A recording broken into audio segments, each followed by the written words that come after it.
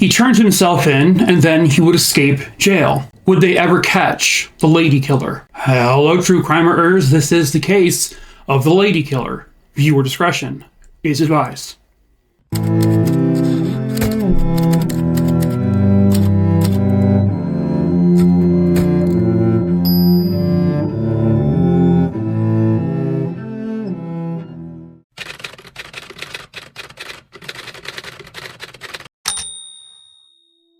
It was July 31st, 1971 at approximately 11 p.m. A 911 operator in Nassau County, New York would get a phone call from a man who was calling from a phone booth. He told them to go to a certain apartment because in that apartment they're going to find his murdered girlfriend, which would be 19-year-old Natalie Brown. The man would soon be identified as Ricardo Caputo. He had been dating Natalie for roughly a year or so before this all happened. Ricardo was originally from Argentina. Ricardo tells police that he fully intended to marry Natalie, that they were going to get married. But the friends of Natalie would say, no, that's not true at all. Even if he was going to ask, she was already planning to end the relationship. And Natalie had told this to a number of her friends. I think Ricardo was trying to paint himself as a good person, someone who loved his girlfriend very much, but the friends and family would say otherwise. Police arrived to the home where Natalie lived, and they do in fact find her deceased body on the kitchen floor. This is a recreation image, of course, but she had been stabbed multiple times and was found slumped over, leaning against a cabinets. There was blood everywhere. I mean, this was an incredibly vicious, very violent attack. Now, while family and friends said that, Ricardo Caputo was leading police astray with this whole idea that we're going to get married, they also would state that Ricardo never showed any kind of signs of violence, never anything like that, just that he wasn't the right fit for Natalie. Natalie's parents even kind of liked Ricardo. They thought he was a pretty decent guy. Again, just not the right guy for Natalie. Ricardo, was an attractive guy. He was very charming, very sweet, or at least that's how he put himself out there. But what they didn't know at this time was that Ricardo had killed, and he would kill again and again and again. Ricardo Caputo was arrested and taken to jail for the murder of Natalie Brown. They found out that Ricardo had actually just entered the United States back in 1970, so a short time before all this, and he came from Argentina. When he was living in Argentina, he was being treated on a pretty consistent basis with some severe mental health issues. Now, while awaiting his trial, he would actually have to speak to psychologists, and the psychologist would determine that Ricardo was incompetent to stand trial. And so because of that, he was actually put into a state hospital, and this was a hospital for the criminally insane. While in that institution, he is assigned a psychiatrist, mental health professional, and her name was Judith Becker. She was 26 years old at the time she was assigned to Ricardo's case. Now, from the outside looking in, Judith's family just sort of thought this was a patient and doctor type relationship between the two of these people, between Judith and between Ricardo. But what actually was the truth was that it was that, but then it was also something else. Judith had a very unique approach towards her patients. She kind of talked to them and interacted with them as if the two of them were friends. And because Ricardo Caputo was so charming and so, handsome and whatnot, she ended up falling for him. She was succumbed to his charms. For the next 2 years, Ricardo is working Judith in order to get her to trust him enough to eventually get him out of this institution. And so by 1973, she actually manages to get him transferred to a lower security institution where he would have more freedom to roam about the grounds. And soon after this is when Judith and Ricardo would actually start a romantic relationship.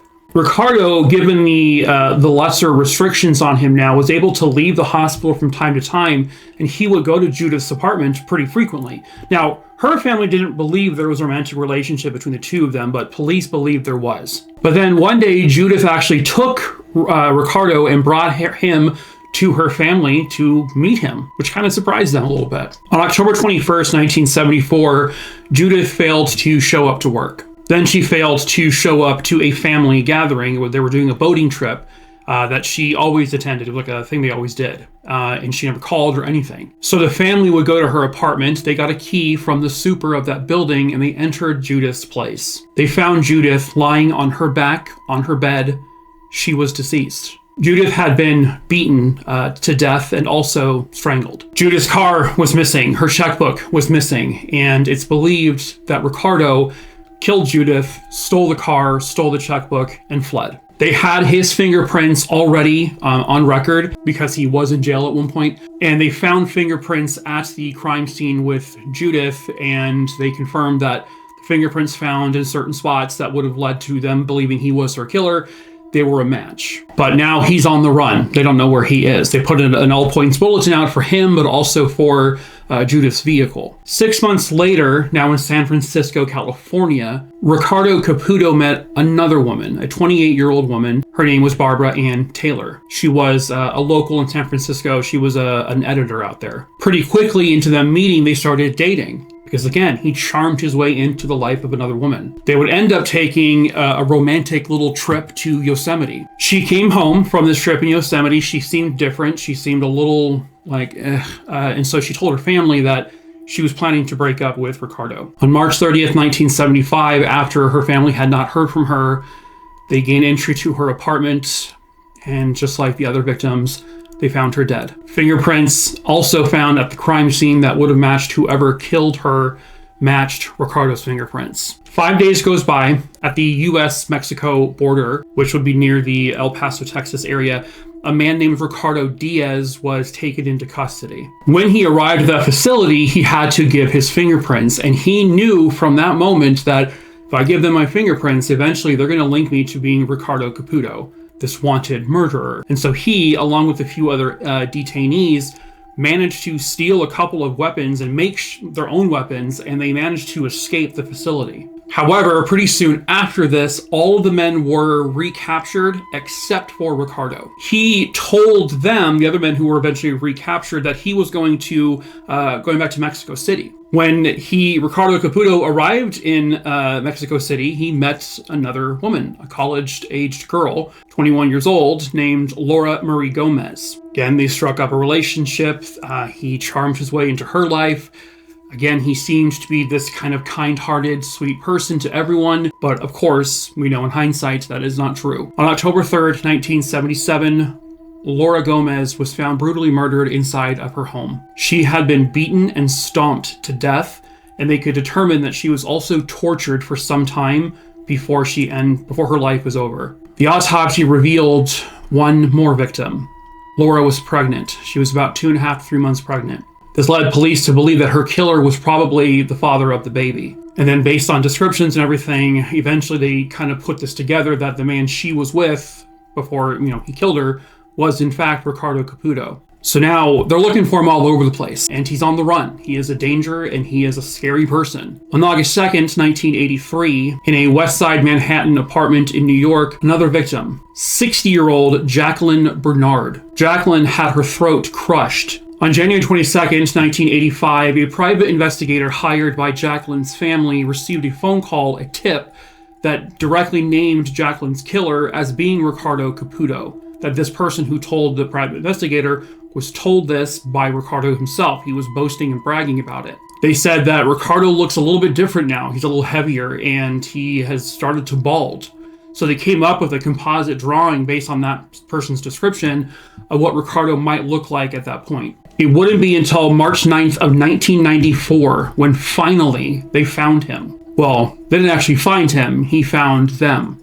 Once again, he had his moral compass was working, because like he turned himself in for that first murder, he once again calls police in New York to say, it was me, I killed those other women, I will fly back to New York and turn myself in. He had been in Argentina when he made that phone call. He then flew to New York and turned himself in again. He said the victims that he had already killed were haunting his nightmares, that he was afraid that he would kill again. When he was on the run, he had been married on 2 separate occasions. Luckily, those women did not die. He had 6 children amongst those women. When he surrendered in New York officially, when they had him in custody, He confessed to the murders of Natalie, Judith, Barbara, and Laura. In 1995, he pled guilty to manslaughter in Natalie's death and was given an 8 to 25-year sentence. In June, he pleaded guilty to Judith's murder and was given a sentence of 25 years to life. And that was about all they could do, because in 1997, Ricardo Caputo dies in prison. He actually died of a heart attack while playing basketball. He was 48 years old. Now, Jacqueline never got the justice that she deserved, because he died before he could go to trial for her murder. It didn't sound like he went to trial for Laura's murder either. But Ricardo Caputo, who they nicknamed the Lady Killer, was dead now. He had been caught, he had been sentenced. Hopefully with the other convictions that would have happened, he would have been in prison forever, but it doesn't matter because he's dead now and he can't hurt anyone ever again. And so in the end, the 4 victims got the justice they very rightfully deserved.